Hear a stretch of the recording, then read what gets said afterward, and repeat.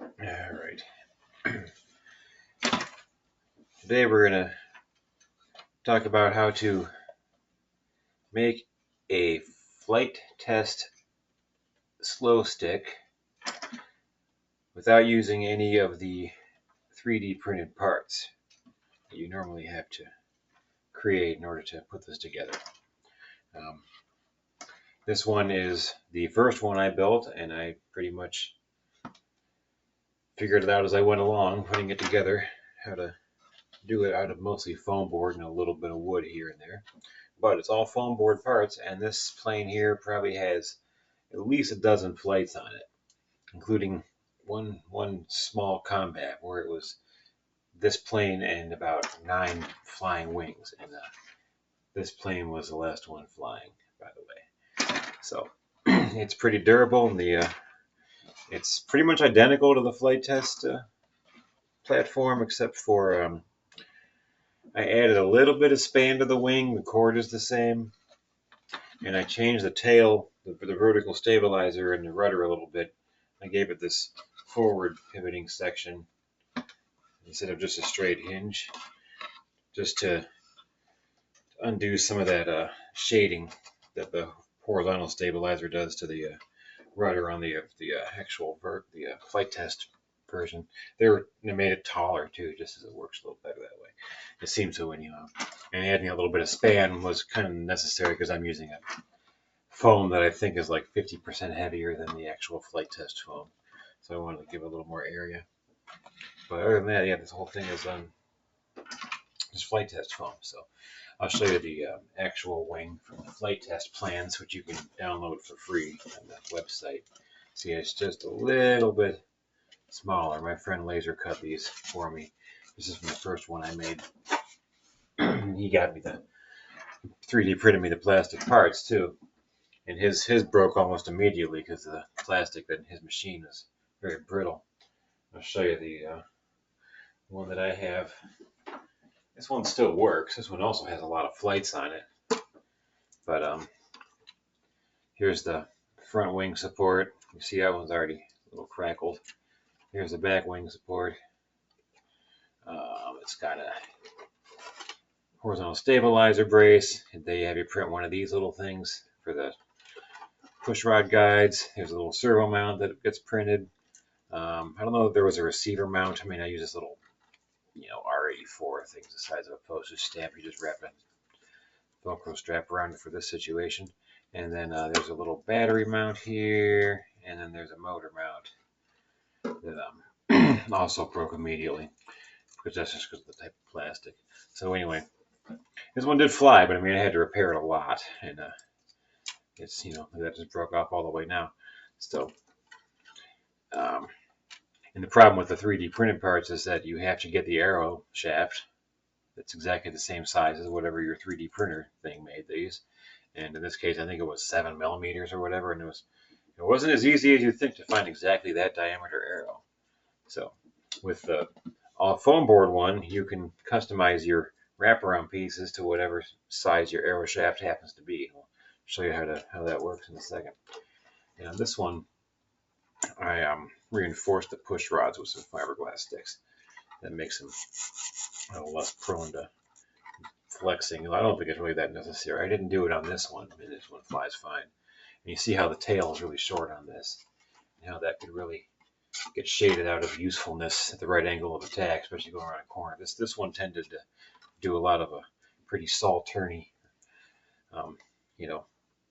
turns around the outside of the indoor place where I flew it, and it wasn't always that good in the corner. This one was a lot better. I think this one really was just a more consistent flying style.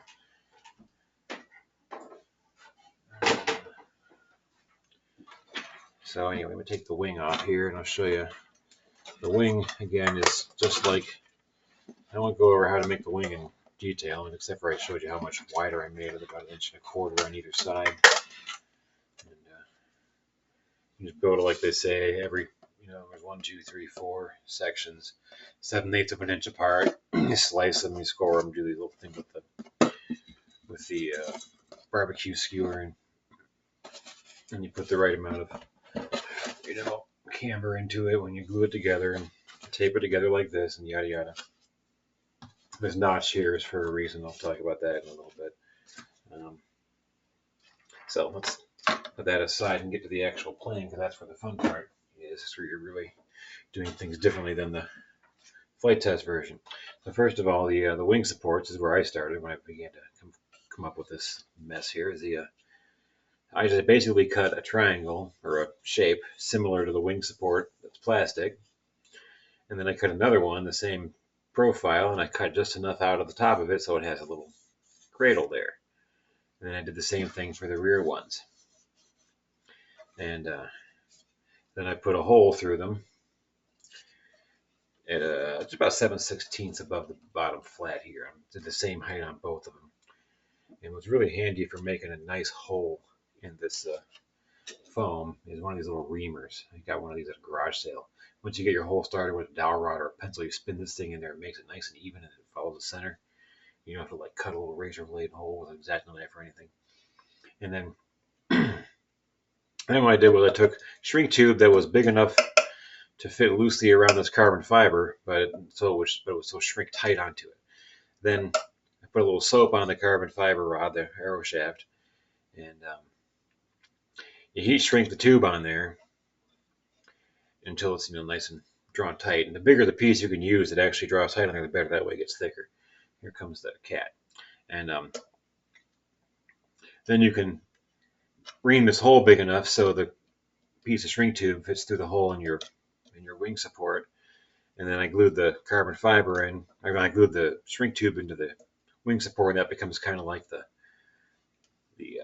tube that rides upon, and you slide the arrow shaft through that to locate those two pieces. And then with those two things in place, I basically stuck a piece of just the wire through here instead of these dowels. But then I just ran the dowels through after the fact, and it works pretty well. If I were to do it again, I would cut these in and put them in beforehand, not poke them through after the fact. I would be, have a little more foresight. And then this piece here is I just cut it to fit between the two pieces, however that was, cut it that big, glue it to the shaft. I would key this in. If we were to do it again, I would cut a little tongue on this and cut a notch out of that so that nests in there. Same on the back, because that part split once on a hard landing. I did have a couple nose down landings with this thing, first couple of flights, and didn't break anything, but it just separated a couple of glue joints a little bit, but it was easy to put back together. And then this little platform makes a nice place to put your servos. I just glue them on. I like to put some, these are really old servos, and this is, I consider a disposable plane. So I just wrap the servos in blue tape, a couple of windings around, and then glue them onto the thing. So if you destroy the plane and the servo's okay, you can just tear the tape off and the servo's got nothing. Looks like it was never used. And you can strap your receiver to it. It's a R84. It's a little nice little tiny receiver. And you can put zip tie holes through here, tie your wires up to that. And this piece is length determined, and you set your wing in here. And that's how you figure out how far apart those are. Now, everyone, I see a lot of people in the forum asking, well, how far back is this supposed to be, and how far back is, where are these pieces supposed to locate? And it's kind of the TLAR method, the TLAR method, the that looks about right method. I like a nice generous nose because then you can move the battery back and forth and use different size batteries. So I think I'm about like, how far back is this one? Let's see, this one is. First wing support is roughly 8 inches from the propeller, and then the tail is about 9 inches. Starts 9 inches from the back of the rear wing support. And that's what I did, and it worked out pretty well with this. I got a 1300 pack on here, and you can fly this thing for like 10 minutes with a good throttle setting for quite a while. And I've got this controller on here that has reversed out, and it's kind of fun when you're coming in for a landing and you want to stop suddenly. So anyway, so that's how the wing supports are all done up. Now, once that's all on there and you just kind of goober glue around the whole mess, it's pretty, it's solid. And then for the landing gear, I put these pieces of wood here on the surface, and the wheels come up and kind of push up against that piece of wood, and then I jam these against it behind the motor mount tube here. I would do it differently. I would make this motor mount tube far enough to go all the way down there, and I would put the wheels on first and put a plate of wood on top of that and slam this against it. But this works really well. It's tight. These didn't break off. This landing gear is much too short for this plane. I stole them from a much smaller wreck of a plane I had. I had to build this plane pretty quick because there was a flying event I had to get to that afternoon. So and it worked. There's not a lot of prop clearance. It kind of hits the grass when you take off, but it still takes off. So yeah. So anyway, now the motor mount part is, I made a square tube out of the foam board, and the best thing to do is just figure out how much of this tube you're going to need. You need a section up front, and you need a section back here to glue the tail to, and then just cut one long piece of it. If you see this is the cross section of what I did. So when you roll that up, your tube fits inside there. So you can make this to whatever size arrow shaft you have. You just cut it, this would be as wide as your arrow is, and then that goes up the sides, and then this goes across the whole top. And then you can glue two sides together and leave the top open and slap it on the bottom, and then fold the top over, and it's on there nice and tight. And you can make sure it's nice and square by holding it flat on the ground. It'll be flat against the base of these pieces, and that'll square up this surface. You might have to shim it a little bit, but it'll still square it up. And then for the tail support, or horizontal stab, I only did a 3-sided piece back here, but it's the same pattern. So you can just make that same profile and cut the one piece off, then put the bottom on, and then glue the top on. You got all kinds of glue surface there. It's really strong. It never even came loose or anything. And for the tail, I just glued this on and made a couple little foam fillets. I don't know if you can see that, but there's a little, just took the X-Acto knife and cut a 45. I might have even used the scraps from when I did the bevel cut for the hinge here. Yeah, that's about it for the tail. And if you end up to put the motor mount on, you have this big square tube now. So then you can glue your firewall on, just a piece of the foam, and then you can glue various fillets and things behind it to kind of reinforce it. And then I glued the plastic firewall, the FT firewall, right onto the front. And then I took some piano wire and bent a couple of kind of long U-shaped staples and jammed them on there to wrap around that piece. And that again, when I hit the nose pretty hard, that would loosen up. I'd have to squeeze some fresh glue in there, but it held pretty good. If I were to do it again, I would center this. You can see how I don't know why I bias it towards the top, but I'd center it again because you have room to put one of these in the bottom too. Then you'd have a reinforcement plate top and bottom. Maybe even the speed control could live there if the wire was long enough from the receiver, because you need all the nose weight you can get on this thing. I had to move the battery pretty far forward to get it to balance just right. But once it balanced out right, the thing flies great. I mean, it really did handle well, and it's durable, and there's no plastic to break, so you can just repair it on the spot with the glue gun. And then here's the little support on the back, the little guide. It's just a similar concept to the rest of it. I just made a little strake support here, and then I put the coffee straws there and feed your wire through, and Bob's your uncle. Job's a good one.